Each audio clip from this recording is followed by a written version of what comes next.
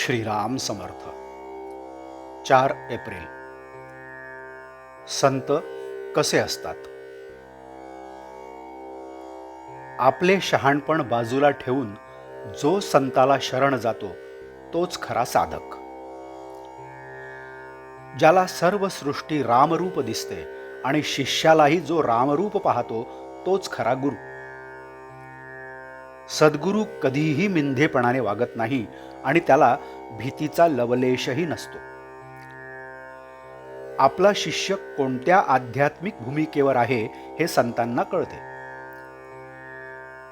देहबुद्धीचे लोक विषयाचे दास असतात, पण संत मात्र विषयावर मालकी गाजवतात.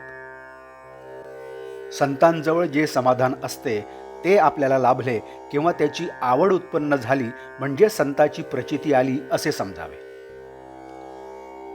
औषध काय आहे हे न कळता सुद्धा रोग्याने ते श्रद्धेने घेतले तर त्याला गुण येतो, किंवा एखाद्याला स्वयंपाक करता आला नाही तरी त्याला अन्नाची चव समजते आणि तो पोटभर जेवू शकतो.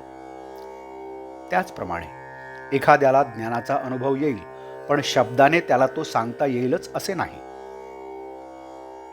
मीठ खारट आहे याचे जसे आपल्याला दुःख होत नाही, त्याचप्रमाणे जगामधल्या लढाया, हाणामाऱ्या, सज्जनांचा छळ, संकटे यांचे संतांना वाईट वाटत नाही. वाईट वाटत नाही याचा अर्थ ते त्यांना आवडते असा मात्र मुळीच नव्हे.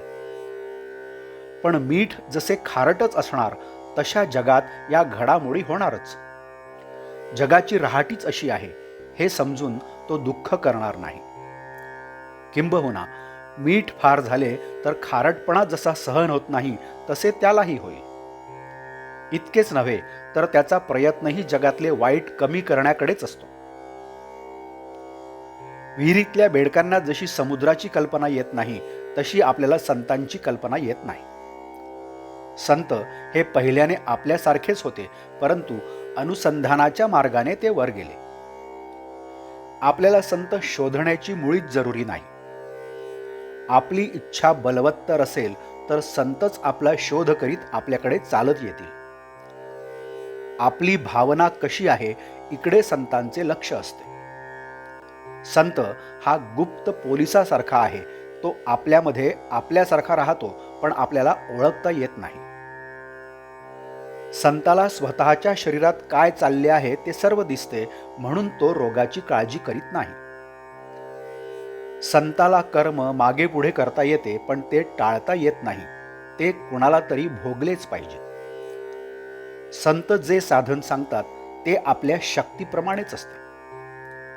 संत जो बोध सांगतात त्याचे आपण थोडे तरी पालन करूया. आजचे बोधवाक्य. संत हा जसे बोलतो तसे वागतो. आपण बोलतो चांगले आणि वागतो मात्र त्याच्या उलट. जानकी जीवन स्मरण. जय जय राम. नमस्कार. कृपया चॅनलला सबस्क्राईब करावं ही विनंती. धन्यवाद.